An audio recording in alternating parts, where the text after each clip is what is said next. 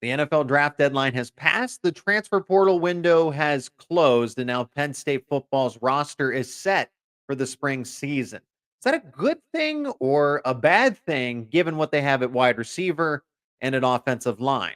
You are Locked On Nittany Lions, your daily podcast on the Penn State Nittany Lions, part of the Locked On Podcast Network, your team every day. What is going on, Penn State fans? That is right. You are Locked On Nittany Lions. Thanks so much for making us your first listen and watch every single day. We are free and available wherever you get your podcast, part of the Locked On Podcast Network. I'm your host, Zach Seyko, bringing you all things Penn State Nittany Lions coverage. Today's episode is brought to you by FanDuel, the official sports book of Locked On. Make every moment more. Right now, new customers can get $150 in bonus bets guaranteed when you place a $5 bet. So visit fanduel.com/locked on to get started. If you're not already, become an everyday or subscribe to Locked On Nittany Lions on YouTube and wherever you get your podcasts. We're covering it all, whether it's football, men's basketball, wrestling, men's hockey. We're talking about all of it here on the show. So if you want the latest analysis, you come right here to Locked On Nittany Lions. Well, we're talking now. The official roster is set for Penn State football going into the spring football season. I don't anticipate that they're going to get any more transfers, whether it's from Alabama, Arizona, Washington, with all that roster movement. That's going to be a little bit difficult with what they have. But at wide receiver and offensive line in particular, maybe there should have been some more moves made. I'll explain. Plus, special teams coordinator has been filled, and we're talking Penn State men's basketball in the final segment as they knocked off number 11, Wisconsin.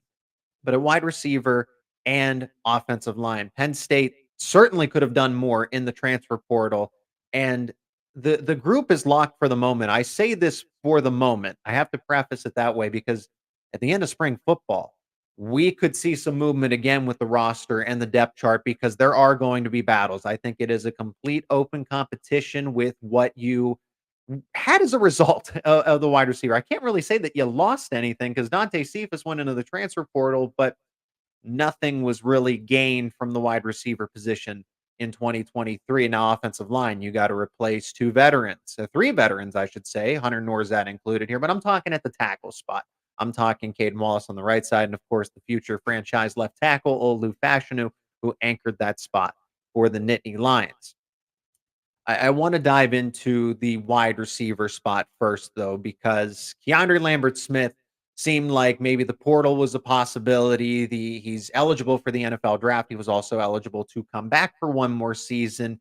And it seems like he's going to be demoted in this process. Julian Fleming comes in, and he, I think, becomes your obvious Z wide receiver. Now, Trey Wallace could play either or. So Julian Fleming and Trey Wallace are your starting X and your starting Z. Well, a season ago, everybody remembers this. The everydayers especially remember that Keandre Lambert-Smith was the X. He was the number one wide receiver in this offense. I know Andy Kotelnicki's taking over, but in a three wide receiver set, X wide receiver, Z wide receiver, and then you have the slot, the Y spot.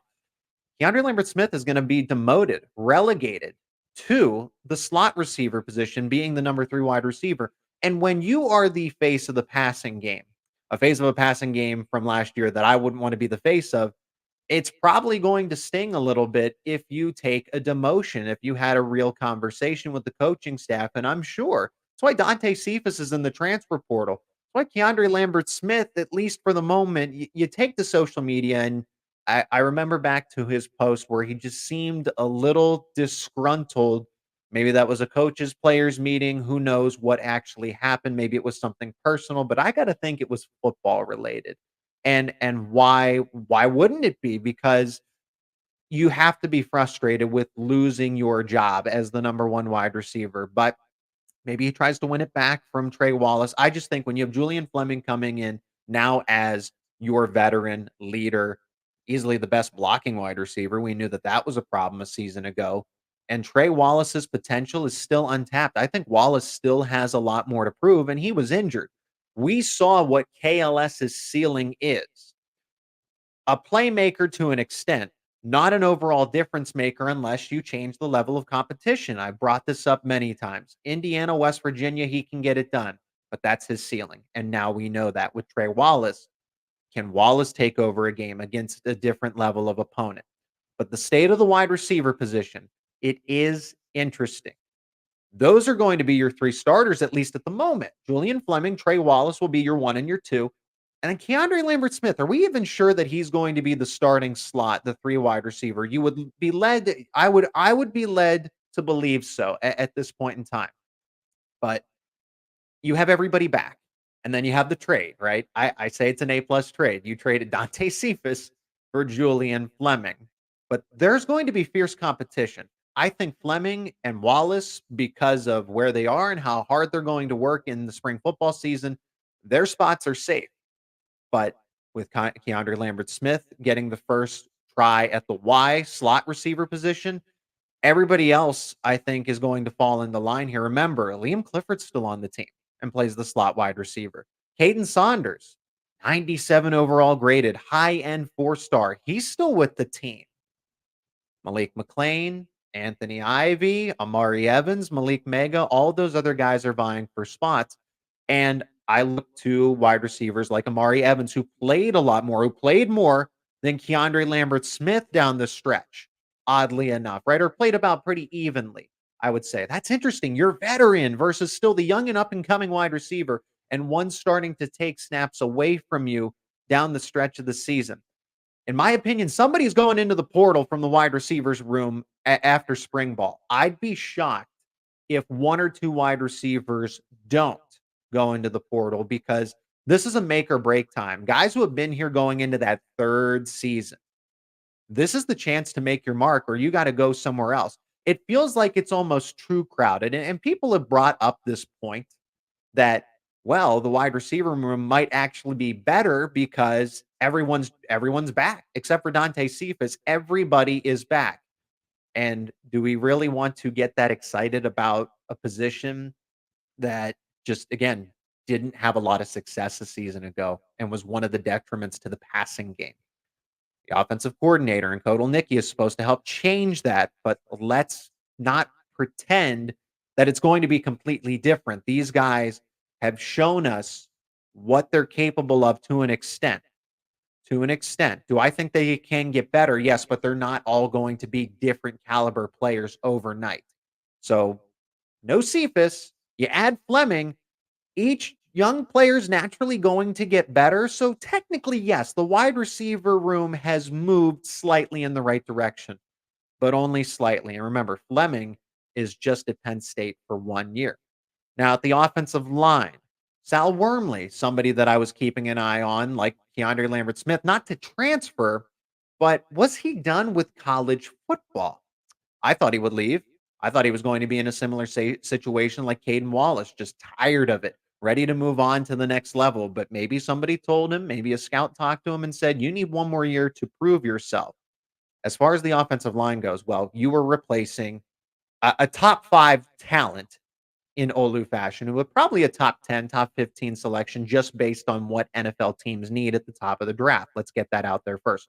Top 5 talent, probably a top 10, top 15 pick just based on where the teams are drafting. But outside of JB Nelson, honestly, every position is uncertain. You do have Sal Wormley coming back. So, but where is Sal Wormley going to play? That's why I say a little bit of uncertainty there. Center, right guard, and both tackle positions. You can assume that Drew Shelton's going to take over the left tackle spot, but what about Javen Williams? Anthony Donko played a lot at that right tackle spot in the Peach Bowl. What about him? Maybe does he make the move to the left tackle spot? If I had to project today, right now, middle of January 2024, for week 1 at West Virginia, I would say Drew Shelton at left tackle. That makes sense. JB Nelson at left guard. He's the anchor. I don't think he's moving. Maybe they put him at the right guard spot, but he is going to play a guard position. Wormley at center. I think with what they were doing, experimenting, moving some other guys to snap the ball at the center spot, Sal Wormley's probably going to be your starting center, but Nick Dawkins is right there and has been a true center for a long time. That's an interesting competition and why I talk about uncertainty. Venga Ioane played a lot this past season. I imagine that he takes the right guard spot. And then probably co-starters at that right tackle position. Anthony Donko and Nolan Rucci. You don't just re-recruit the former number 1 player out of Pennsylvania and not expect him to compete for a starting spot. But other than JB Nelson, nobody is locked in on the offensive line. But still, Javen Williams, Alex Birchmeyer, Chimney Ono, Nick Dawkins, all of those guys are going to factor in and compete for starting spots. Don't forget about Cooper Cousins, true freshman, early enrollee. I think he will play right away. He will get onto the field within the first 4 games, probably in some garbage time, but then the final 4 games of the season might be playing a good amount of snaps and rotating in at any of center, guard, right, or tackle. He comes in with college ready size. Analytically, Nelson is a superstar. And this is why I want to talk about the offensive line because, like I said, you are replacing Olu Fashanu, who is a top 5 NFL draft prospect in terms of talent. But the rest of the offensive line, they're not that right now. Caden Wallace was a good veteran player in his final season at Penn State. So JB Nelson is good, but is he a surefire first rounder? Is he a superstar in the making? I don't know about all that. What about those other guys? Are they to the level of Caden Wallace? Maybe, maybe not. And pass protection and run blocking were good enough at times. They were only good enough. In my opinion, there's not a surefire top draft pick in this group, day 1 or day 2 at the moment. JB Nelson can prove to live up to that potential. He's your best asset on the O line. But outside of that, losing all your veterans like this, Hunter Norzad, new ball, Olin Fashanu, new ball, Caden Wallace, and they were all leaders. People got to watch. As covering Penn State, it's something to keep an eye on moving forward down the stretch through spring ball, summer workouts, and then when week 1 rolls around, what's the state of the offensive line? It could be a concern given all the experience that you lost from last season. Penn State had to turn over 3 of the main coordinators, and they made quick work, hired a new special teams coordinator in the blink of an eye. Justin Lustig is now the special teams coordinator up in Happy Valley. What does he bring to the table, and is he actually better than what Stacy Collins was? We're going to discuss that next here on Locked On Nittany Lions. And today's episode is brought to you by eBay Motors. Passion, drive, and patience. What brings home the winning trophy is also what keeps your ride or die alive. eBay Motors has everything you need to maintain your vehicle and level it up to its peak performance. From superchargers, roof racks, exhaust kits, LED headlights, and more, whether you're into speed, power, or style, eBay Motors has got you covered. With over 122 million parts for your number one ride or die, you'll always find exactly what you're looking for. And with eBay Guaranteed Fit, your part is guaranteed to fit your ride every time or your money back. Because with eBay Motors, you're burning rubber, not cash. With all the parts you need at the prices you want, it's easy to turn your car into that MVP and bring home that win. Keep your ride or die alive at ebaymotors.com. Eligible items only, exclusions apply. eBay Guaranteed Fit only available to U.S. customers. And the Locked On Podcast Network is making history. Locked On has launched the first ever national sports 24/7 streaming channel on YouTube. And Locked On Sports Today is here for you 24/7, covering the top sports stories of the day with the local experts of Locked On, plus the national shows covering each and every league. Go to Locked On Sports Today on YouTube and subscribe to the first ever 24/7 national sports streaming channel. Penn State moves quickly, fills that special teams coordinator spot, and it is Justin Lustig that is taking over. And wow, James Franklin throwing a punch at Vanderbilt here by taking away its special teams coordinator. So Franklin was the former head coach at Vandy and takes Justin Lustig away. But I think that James Franklin and Penn State might have found someone better than Stacy Collins for the special teams coordinator spot, if you can believe that, with what Collins has done over just the past couple of years, making, I think, the special teams group so much better as a whole. But I think that Lustig is better suited for this job. And remember that Collins was the nickel cornerbacks coach as well, in addition to the outside linebackers coach with special teams. And that is what Lustig is going to do taking over. But there's a variety of reasons here, and it's no disrespect to Collins. It is no disrespect to him, but looking at the background, looking at the resume of what he's been able to do, he's been able to do more with less over the years, and Collins to an extent as well. But immediately what jumps out is Lustig is a very good recruiter and better than Collins. But also why Lustig is from Pennsylvania. He's a Pennsylvania guy, born and raised in Erie, a 4-year defensive back at Bucknell, and was the Edinburgh head coach in 2016. So something that Stacy Collins didn't have was the fact that he was a true head coach in this case, not assistant, not associate. He was the head coach of Edinburgh, and James Franklin found that guy with true head coaching experience to lead the special team spot. So Tom Allen and Andy Kotelnicki almost there, but being an associate head coach with back at Kansas, it checks the exact same box that James Franklin is looking for. So could this be a destination job for Lustig, Penn State, since he is from Pennsylvania? Perhaps. You never know. Maybe he continues to move his way up the ranks. But I get the sense, I get the idea that he's never going to be actively looking to leave.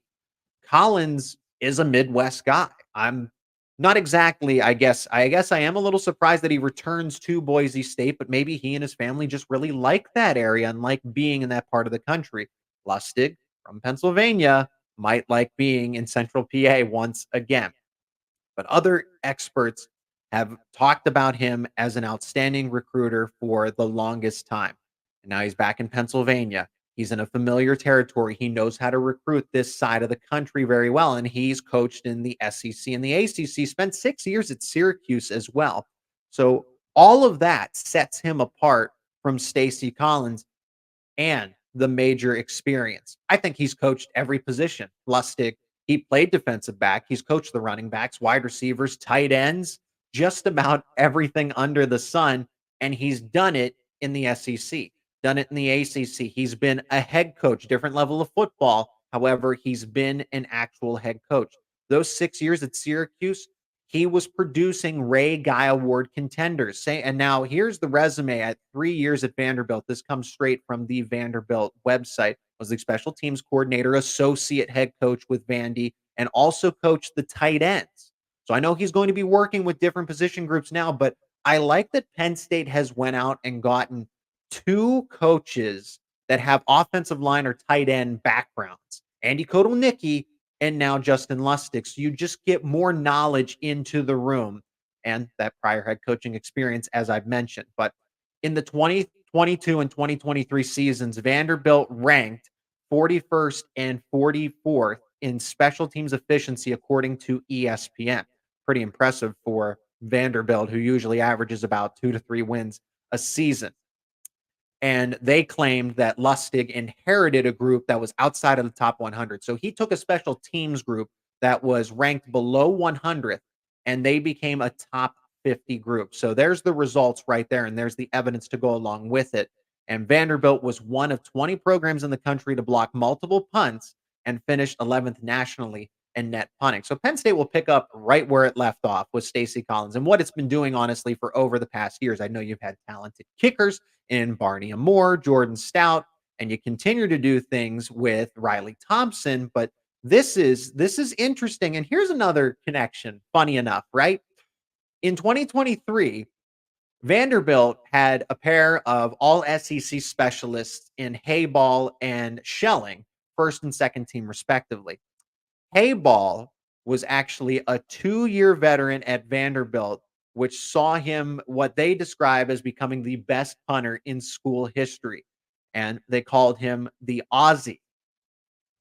They called him the Aussie.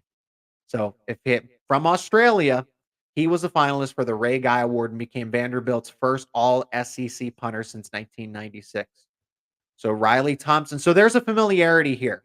I'm not trying to play into stereotypes, but the way that Riley Thompson punts the football is very similar to the way that Vanderbilt did a season ago. So Justin Lustig is not going to come in and completely reinvent what Riley Thompson is comfortable with and what he does well. They're already going to be able to capitalize on something they're both good at, on the playmaking itself and then the coaching ability. So punting game should be the same, if not improved. You'll have to wait and see with what Penn State's going to do, say, at punt return, because Daquan Hardy showed just how good when he had the football in his hands. Now, do I think his decision making was a little questionable at times when he was back there trying to return punts? Absolutely. Yes, that's the honest truth. Let's not pretend. There were some times when he should have fielded a punt and he let it go. There were some times when he should have let it go and he decided to take it. But when he had the football in his hands and had some room to work with, he was gone.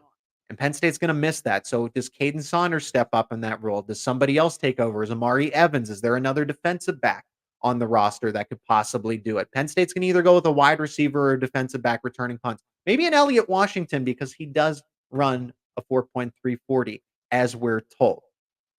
But Justin Lustig is coming in. There are no questions about him. And I think he's a better fit for Penn State than Stacy Collins. And like I said, he's coached everything. So I don't have any concerns about taking on the outside linebackers and the nickel cornerbacks as well. I think Penn State is in good hands, made the right decision. And you couldn't have asked with all three coordinator spots being turned over from losing Manny Diaz. You had to fire Mike Yurcich and then Stacy Collins leaving as well to go and get Andy Kotelnicki, one of the most sought-after offensive coordinators in this cycle and an up-and-coming coach in college football and football in general.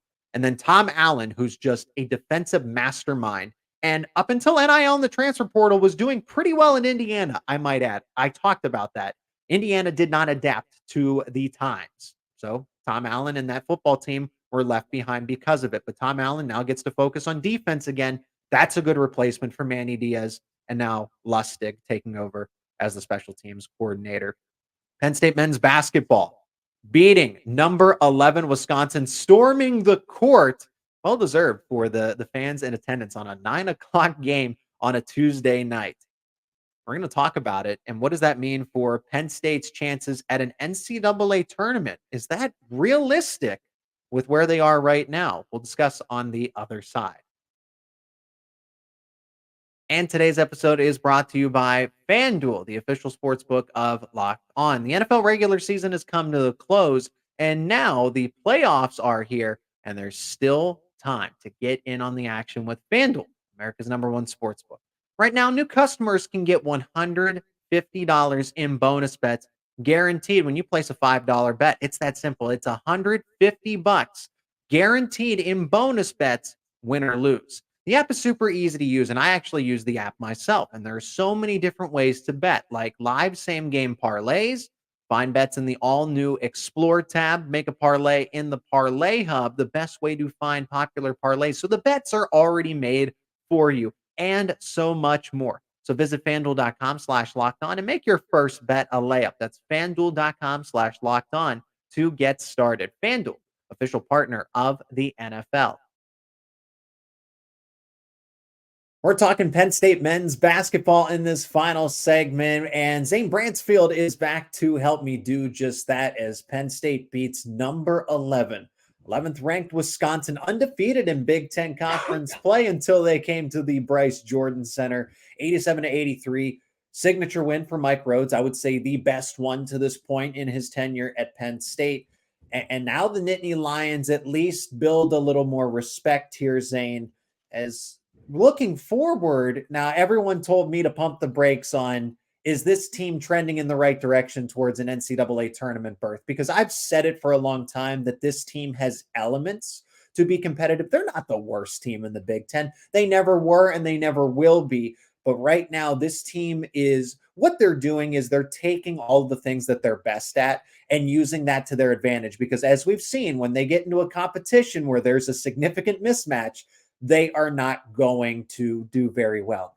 Look at Michigan State, Purdue, but teams that like Wisconsin, I know they were number 11. They do a lot of things well, but to me, looking at it, Zane, I just thought they were a little overrated. And I think Penn State's extremely underrated. Penn State is not a terrible team, but for some reason, people think that they're just the bottom feeders of the Big Ten. So I like what they did. I like the way that Nick Kern Jr. has come on, because I've been looking for Penn State to get that third option. But what a win. Kanye Clary, Ace Baldwin seem to be, they're coexisting very well now. It doesn't feel like one of them is trying to overshadow the other. And now that you have a third player emerging, I mean, this is a Penn State team that is truly getting better with each game. I definitely agree. The third option, that's obviously super important. And Yeah. I've always liked Nick Kern Jr. I think he's done a great job. Yeah. He's been great defensively, despite he may not get a lot of steals or blocks, but his defense has been excellent, locking down good guys. Between him and DeMarco Dunn and Puff Johnson, that perimeter defense is really good. Those are, I would say, Penn State's best defensive guys besides Ace. And you look at what Penn State really did, and stat sheet wise, it doesn't look like they should have won. They didn't. Okay. They lost the bench point battle 22-12. Second chance points was 19-7. The points in the paint was 40-36. The only way, and they only had a 4-point fast break. They only had more fast break points. It was 11-7. And Penn State, normally that's their go-to. They get the turnovers, they go down, and they go up, and they get easy layups. And that's their offense. That's the biggest thing they do. They play gritty basketball. And you just look at the way they came on. Ace Baldwin, he was more offensive-minded in this game against Wisconsin. He only had 2 steals. He averages about 3 a game. And putting up 20 points, especially with Kanye already having 27, that's big. Yeah. And having that 1-2 punch, especially this Penn State team has been a little inconsistent, as I mentioned before in previous episodes. And when they're starting to like really find their consistency, especially Ace Baldwin, he started out a little slow in the season. He's starting to find his rhythm. And so I think that's big for Penn State, especially like they've had that third option, like you mentioned, like it's gone up and down. Puff Johnson was that guy for a couple weeks, DeMarco Dunn, Zach Hicks, Kudus Wahab at the beginning of the year. But Nick Kern Jr., he's really coming in. He's averaging like close to 7 points now. He's doing a good job. But I think Penn State still needs to figure out their rebounding. It was 36-25 in Wisconsin's favor. And if you play it like I said, I don't know how they ended up winning with like some of these margins. It's like they just got a lot of good stops. Shot the 3-ball excellent. Probably one of the best three ball games they've had. But when you have a game where your best rebounder, Kudus Wahab, gets 2 rebounds, it's like, what are you supposed to do? Where Demetrius Lilly didn't play very long. He had 6 rebounds, and Kanye Clary was second best with 4. It's like Penn State needs to find their consistent rebounding. And some games, like I said, it's Kudus Wahab. Sometimes it's Nick Kern Jr. But when you're having a guy that's 5'11" out here getting 4 rebounds a game, like I have a lot of respect for Kanye Clary. He plays great. He hustles the ball, but you just need a guy who's going to get that. And that's where Penn State struggles, like you mentioned, Purdue and Michigan State and some of these other schools. They just have a lot of size. Now, Penn State, they're not small. Micah Shrewsbury, he played small ball. This Penn State team is a lot bigger, which is good, but it's hard to stop a guy like Zach Edey, who's 7'4", some of these other big 7-footers, when you really only have like 2 7-footers that you're constantly rotating. And even then, Demetrius Lilly doesn't play all that much. And so this Penn State team, besides Kudus Wahab, is really about like 6'9" and under then. And it gets difficult to win games. But like you said, I think it's Penn State team. I think they do have potential. It's just a matter of, can they keep putting it together? Well, that's just it. When is that ceiling going to be reached? Because Penn State is not finished. They have talented players all over the place. Puff Johnson's good at basketball. DeMarco Dunn's good at basketball. We know Ace Baldwin, Kanye Clary, Kudus Wahab. All of these guys can start at other places. They're all at Penn State, but it's a matter of gelling together. These guys haven't played basketball together for 2, 3, 4 years is obviously a lot, but going into a season like next year's group, we'll be able to have some really solid chemistry with Ace Baldwin coming back. Ideally, Kanye Clary, because now the conversation has turned to, and this is what's interesting. Penn State wins 87-83 over a top 15 Big Ten, the top 15 team in the nation, and right now the best team in the Big Ten in terms of record. But the conversation immediately turned to, can Penn State even keep Kanye Clary? Is Kanye Clary going to, are teams or schools going to get into a bidding war for him? And is Penn State's NIL initiative not going to be able to win that bidding war in due time? So I found that pretty interesting because, Zane, you perfectly recapped it. Penn State beating Wisconsin. Hey, here's what they did right. Here's what they did well. That's what Penn State's going to do. They're going to force steals. They're going to force turnovers. And they're going to try to be fast-paced. Funny enough, because Mike Rhodes a season ago at VCU played slow, methodical basketball. And this season, Penn State plays pretty fast. They're up and down the floor. Their possession time, it seemed like they would have the ball for, 5 seconds, and then they throw up a shot. And I'm like, man, that's going to lose you this game. But they had the close. They were able to close. They had the killer instinct in this game. And that's good to see, because I was worried. I'm like, are they going to close out this game? It felt like Wisconsin was ready to take it away, and they never did. But back to Kanye Clary. Penn State, yes, is going to have to find a way to continue to build its NIL up for basketball. There's not an issue with football. There's not an issue with wrestling. But basketball, between being behind with facilities, the NIL wasn't there a season ago, 2 seasons ago with Micah Shrewsbury. And that was one of the reasons why he took the Notre Dame job. Okay, I know there's a controversy around Shrewsbury just leaving Penn State for Notre Dame, but that's not what I'm here to discuss. That was one of the reasons why Shrewsbury left. NIL and the promise that Pat Kraft made was one of the reasons that Mike Rhodes came on. So I can sit back and say I feel good about Kanye Clary staying in Happy Valley because he could have easily went with Micah Shrewsbury to Notre Dame. Could have. He's from Virginia. He could have left to go back to his home state, and he stayed at Penn State with Mike Rhodes, who he's never played for. And I maybe because he was at VCU had a bit of a recruiting relationship with him prior. But I am not in the people sounded the alarm, their concerns that Kanye Clary needs to be kept around and pay him whatever he needs to receive an NIL. And I don't think that's going to be an issue. I think Kanye Clary wants to be at Penn State, and the Nittany Lions now have a better NIL backing when it comes to basketball. So I'm here to say, don't worry about it. Honestly, don't be worried. I agree with you. If he wanted to leave, he would have left after last year. Mm-hmm. Like when Shrewsbury left, you look at a lot of the other guys that left, like Kebba followed Micah Shrewsbury, Evan Mahaffey went back home to his home state. Yeah. Kanye Clary wanted to be here. And I think he stays around. He's the best player on the basketball team. It's like, what else are you going to do? And especially you said about gelling, and depends how bad Kanye wants it. If he thinks this team, given a year or two, can make a deep run, he'll stay around if he wants to win, because there's only a few guys that are going to be leaving. So this Penn State team has a lot of good chances, bringing some young freshmen and keep gelling. Like you mentioned, like that's biggest thing in college basketball is having that chemistry. And I don't see a problem either with Kanye Clary leaving. Couldn't see him transferring. It would be, does he think his draft stock is high enough would be his only thing. Yeah. But I don't think it's high enough yet at this point. He's purely a scorer. He's not really passing a rebound. Where Jalen Pickett didn't take that big leap until his second Penn State year into really passing the ball. And I think it's a similar thing. Takes time. He's young. He's a sophomore in college. Yeah, true sophomore. Most guys aren't 1 and done, 2 and done, so I can't see him leaving either. Especially most guys on this Penn State basketball team give a lot of praise to Mike Rhodes. Like playing for the guy, you're not going to leave.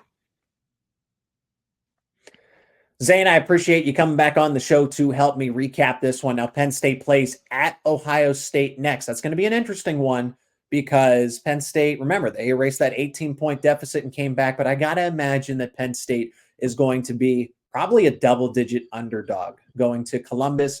Was that game a fluke? Did they have an ideal matchup and people just didn't see it? We're going to talk about it more on Locked On Nittany Lions in an upcoming show. But Zane, thanks for the time, as always, to talk some basketball here on Locked On Nittany Lions. Appreciate it.